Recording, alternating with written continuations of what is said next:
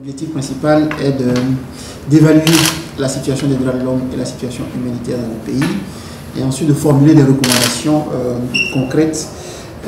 au Conseil des droits de l'homme, donc à la communauté internationale, par rapport aux domaines qui nécessitent appui technique et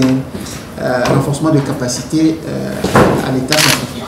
Dans le cadre de cette mission, je voulais rencontrer l'ensemble des acteurs, à commencer par les autorités étatiques. Des rendez-vous sont prévus au niveau de l'agenda pour rencontrer le chef de l'État, le Premier ministre, plusieurs ministères. Je vais rencontrer également les partenaires techniques et financiers, notamment les agences des Nations Unies, bien évidemment la MINUSCA et la Division des droits de l'homme, les différentes composantes substantielles de la MINUSCA. Il y aura également des rencontres avec les organisations de la société civile, la plateforme des institutions religieuses. Il y aura également des rencontres avec les institutions qui œuvrent ou qui ont dans leurs attributions les questions des droits de l'homme et de la bonne gouvernance, notamment la Commission nationale des droits de l'homme et des libertés fondamentales, la Haute Autorité de la bonne gouvernance, le Conseil de communication et d'autres institutions qui œuvrent dans le cadre de la gouvernance. Je vais rencontrer également un certain nombre de personnalités au niveau de l'Assemblée nationale, parce que l'Assemblée nationale constitue une institution majeure dans le cadre de la gouvernance et de la démocratie. Cette politique constitue une avancée essentielle sur les questions de droits de l'homme, et je tiens à encourager et à féliciter le gouvernement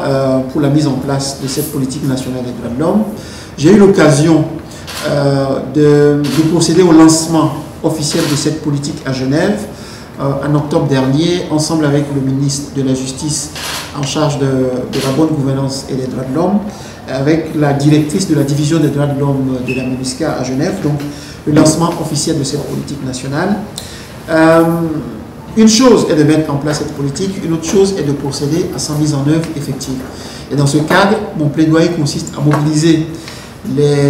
la communauté internationale, à apporter son soutien technique, logistique, mais également financier pour la mise en œuvre concrète de cette politique. Cela fait partie des actions que je mène depuis pour mobiliser l'ensemble des acteurs, que ce soit étatiques ou non étatiques, pour apporter le soutien nécessaire à la mise en œuvre de cette politique. Il est aussi question de mobiliser des ressources au niveau interne, au niveau national,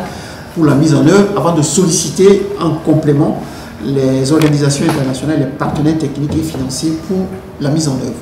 Et ce qui est important au niveau de cette politique, c'est de veiller à ce que les indicateurs qui sont prévus puissent permettre une évaluation périodique de l'avancement et des progrès qui sont réalisés dans le cadre de la mise en œuvre.